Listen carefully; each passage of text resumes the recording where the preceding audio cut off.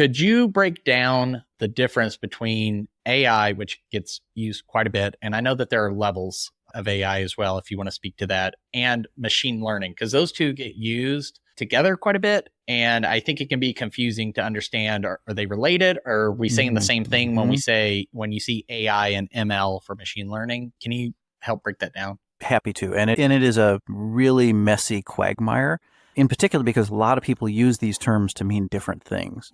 AI, artificial intelligence, let's just say that is the overall bubble that all of this exists in, which is somehow a computer is helping deduce something from data. If we go to ML, machine learning, that was really based on let's feed it some data with a very specific problem. As the example, cruise control. Or if we want to talk about self-driving cars in the future, where there's a very defined problem. Keep the car on the road, don't run into anyone, and feed it a whole ton of data.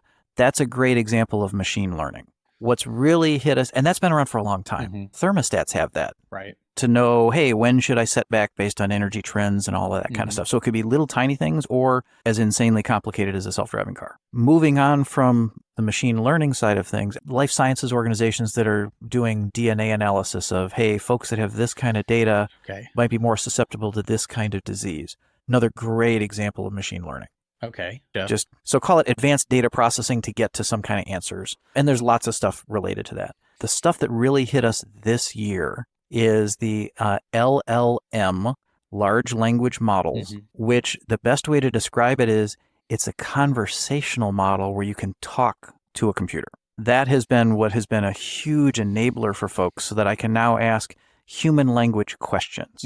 I fully expect the most common programming language of the future is going to be English. We're going to do that by just mapping out, hey, here's the problem I'd like to have solved.